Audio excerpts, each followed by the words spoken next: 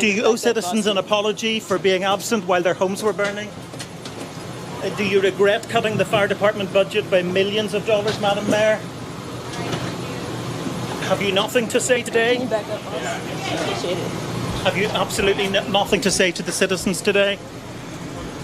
Mayor Karen Bass says she's investigating the decision she made to head to Ghana days before the LA fires. She also wants doctors to open her brain to find out why she's so stupid. Gutfeld just dropped a truth bomb so loud it rattled the whole room.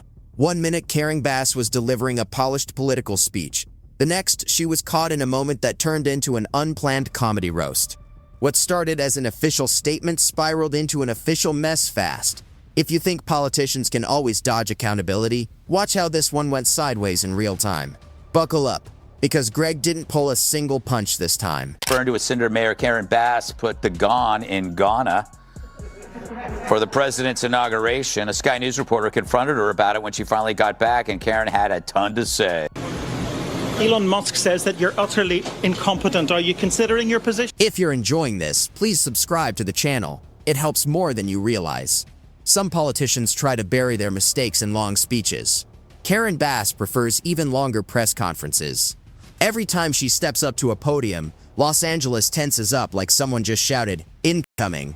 Because by now, whenever Bass talks about fixing the city, a new scandal, tent, or carjacking pops up out of nowhere. It's like she accidentally unlocked a bonus level in a disaster simulation game. Once again, Karen Bass talks out of her ass. Because when destruction occurs, it's everyone's fault but hers. LA Mayor Karen Bass is demanding an investigation into her trip to Ghana. The H is silent. As the LA fires erupted, a trip she made the decision to embark on. Roll it, Lance. Although there were warnings that I frankly wasn't aware of, although there were warnings, I think our preparation wasn't what it typically is. And Greg Gutfeld saw all of it. He didn't just watch from the sidelines. He basically grabbed popcorn, took notes, and said, "All right, let's talk about this circus." Because what's more entertaining than a mayor who turns every city update into a plot twist? One day it's about fixing homelessness, and the next it's about how the homelessness crisis somehow got its own spin-off series called Homelessness, the sequel. She wants to know how she ended up thousands of miles away in Africa. It seems to me like it's pretty simple. She hopped on a plane and flew there. What, did someone blindfold her, throw her in the back of a trunk, and bing, bang, boom, she ended up in Ghana? Nope, she booked a trip, and as mayor, she lives in LA where fires are a part of life. Blaming her absence on someone else is kind of like blaming your hangover on the bartender. It's all on you, Mayor Bass, which means you'll probably be governor in no time. Karen Bass seems to believe every problem can be fixed by announcing a committee. In Los Angeles, that's basically code for, we'll talk about this for 5 years while the problem gets its own zip code. Gutfeld had a field day calling it out, pointing out how the city's answer to everything is hiring more consultants. Because nothing says progress like paying someone 6 figures to write a report explaining that, yes, something should probably be done. Give her credit, this is an audacious play. You know, it's like OJ saying, like, we need to find the killer. Yeah. It's like, good luck, Nancy Drew, with this mystery.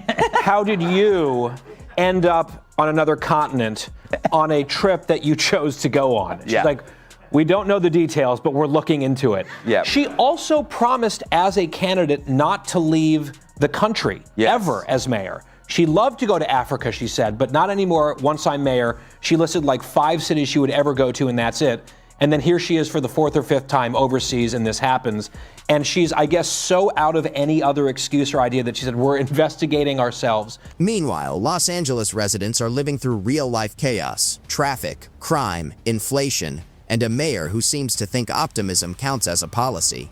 Karen Bass keeps promising to make LA a city of the future, but nobody expected that future to look like a post-apocalyptic sci-fi film directed by the team behind Mad Max. Greg doesn't need flashy graphics or deep analysis to show what's happening. All he has to do is point at the obvious. It's like watching someone proudly claim they've solved world hunger by simply renaming it food insecurity. That's Bass-level logic. When she took office, Bass promised to unite the city. And technically she did. Liberals, conservatives, renters, landlords, even pigeons are now all united in frustration. The city is so in sync with complaining, it could practically have its own national anthem. But here's the kicker. Greg doesn't just mock, he observes. And what he noticed is that every one of Bass's plans needs two things: money and faith. The money comes from taxpayers, and the faith, well, buildings are either abandoned or under development, which is city speak for, we ran out of money halfway through. LA has basically perfected the art of being half done, half safe, half clean, and half governed. Karen Bass, best known for going to Ghana while LA burned, just got smoletted. The LA mayor claims ICE kidnapped a migrant mom and held her in a warehouse, hoping she'd self-deport, and adding, quote, "This doesn't make anyone safer." There's just one problem for Karen. The story's a hoax. The so-called victim, a Mexican national, is now facing federal charges for faking her own kidnapping and blaming ICE. The DOJ says Yuriana Calderon staged the whole thing. Gutfeld pointed out how the city blows millions on temporary housing projects that move so slowly that by the time they're ready, half the homeless population has either moved on or built their own neighborhood nearby. Bass keeps cutting ribbons for buildings that exist only on PowerPoint slides. But the real comedy? Her relationship with reality. It's on, mostly off. Every time crime spikes, she acts shocked, like she just discovered gravity. "We didn't see this coming," she says, while everyone in LA is yelling, "We did." Greg thrives on irony, and Bass hands it to him daily. When she claims the city is safer, the LAPD's crime report practically walks on stage and says, "You're sure about that?" When she promises a cleaner LA, sanitation workers send postcards from the trenches, "We're trying, but we need backup." And then there's her magical ability to make bad news sound inspiring. She'll announce the city reduced homelessness by 1%. Bass loves talking about progress, but somehow, every time she does, someone's catalytic converter disappears mid-sentence. Yeah, I mean, if you wanted endangered fish, I'd say it's the Karen Bass. Her career is up in flames. She called for unity amid this crisis. There is unity. Everybody there thinks you're a full-blown idiot who should resign. I do think you're going to see rage in the next couple of years because you can't fight fire with platitudes, pronouns, and politics. You need practical solutions. And here's the irony that drives Greg crazy. Karen Bass has the political calm of a yoga instructor. Even as the city crumbles like a flimsy movie set, she smiles through the chaos, nods through scandals, and gives speeches that sound like they were written by an AI trained on optimism and denial. When she says things are moving in the right direction, nobody's quite sure what direction that is, because the only thing moving fast in LA these days is people fleeing to Texas. Greg joked that soon it'll just be her, the press, and a bunch of electric scooters no one has charged since 2022. And those scooters? She once celebrated them as a symbol of sustainability. Now they're scattered across sidewalks like fossilized reminders of failed ideas. It's poetic, really. The city that wanted to be futuristic now looks like the aftermath of a tech startup apocalypse. Instead, it's the kind of place where everyone holds their breath at every city update, wondering if emergency is part of the title. State of emergency, unhomelessness, emergency response to crime. Everything she says that's horrible, she does with a smile. Have you noticed that? Yes. It's weird. It's freaky, and it's one of those things where it's like, I mean, wouldn't we all want to have this excuse where I would be like, babe, I'm investigating how I went to the strip club as well. I don't know how that happened. It is under investigation. The winds were blowing that way, but I didn't know, and do I have a chainsaw? Yeah. Emergency conference on the emergency about too many emergencies. Greg pointed out that Bass doesn't need a communications director, she needs a fire alarm. But the most jaw-dropping part of Greg's roast wasn't even her performance. It was her confidence. She walks into every meeting like she's about to unveil a cure for chaos, only to announce a new study about the chaos instead. She doesn't fix problems, she commissions essays on them. Greg noticed the pattern. The more she talks about improvement, the more the city looks like a live-action before picture. It's like watching someone repaint a burning house and calling it a renovation. Every decision feels like a bet that optimism can outshoot logic. And here's the kicker. Every time Greg exposes one of her contradictions, her supporters double down, claiming he's the problem. By the time he reached the halfway point of his breakdown on Bass's leadership, it felt less like political analysis and more like stand-up comedy masquerading as civic education. Because really, How do you keep a straight face when the city's biggest plan for crime reduction is hoping it goes away? Solutions. And the people that offer practical solutions were ignored. Water management, forest management, power line safety, brush clearing, vegetation clearing. You don't fight it with a climate agenda, a DEI agenda, or even a political agenda.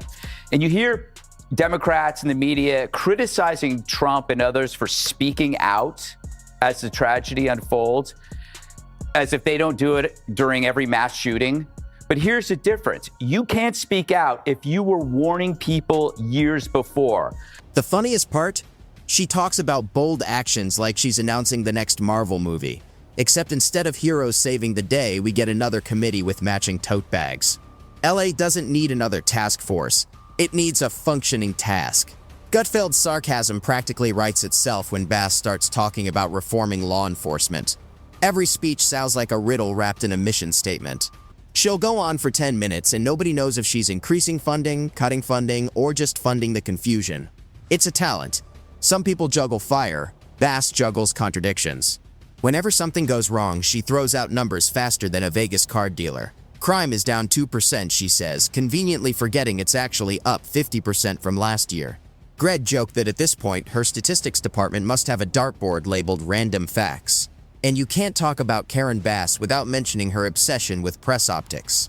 She treats every bad headline like a stubborn stain. Just keep spinning, and maybe nobody will notice. But you're right. Like the mayor, Karen Bass, she was in Africa at a party. Why was who's ever been like, oh, this party sucks, we need Karen Bass? Like, I mean, the last thing you wanted at a party is more Karens. You know? Greg exposed how Bass's team spends more time shaping the appearance of progress than actually making it. In LA, image isn't just important, it's everything. He highlighted the absurdity of her taking credit for problems that magically fix themselves right before photo ops. Homeless camps cleared the day before her press tour? Miraculous. Cameras off and the tents respawn like it's Grand Theft Auto, Downtown Edition. Greg didn't even need to exaggerate, it's practically performance art. He joked that Bass runs the city like a Hollywood set, perfect lighting, smiling extras, and nothing real behind the backdrop. As long as it looks like progress, she's happy. The irony? She's the first mayor who could turn a budget deficit into an inspirational story. Gutfeld thrives on these contradictions, the way Bass talks about transparency, while her administration buries bad news faster than potholes appear. It's political reruns. Same cast, same script, slightly worse acting each time. Karen Bass claimed that ICE kidnapped an LA mother on her way to work, but prosecutors say it was a hoax. Karen swears by the story, saying she heard about it from her boyfriend in Chicago. And then there's her idea of community trust. Nothing says trust like doubling the city budget for consultants while residents can't even count on their catalytic converters staying put overnight. It's poetic irony. She's restoring faith in government by showing exactly why nobody has any. Greg mocked how every one of her town hall meetings feels like group therapy for policies that don't work. People show up with real concerns, and she gives motivational speeches about the journey of civic unity. It's like watching a self-help book run for office. He also roasted the absurdity of her affordable housing promises. While she talks about helping people, she's surrounded by developers whose idea of affordable requires a 6-figure income and 3 roommates. The whole thing is like a real estate magic trick. Money disappears, nothing gets built, and the applause sign still flashes. And speaking of applause, Greg noticed how Bass thrives on it.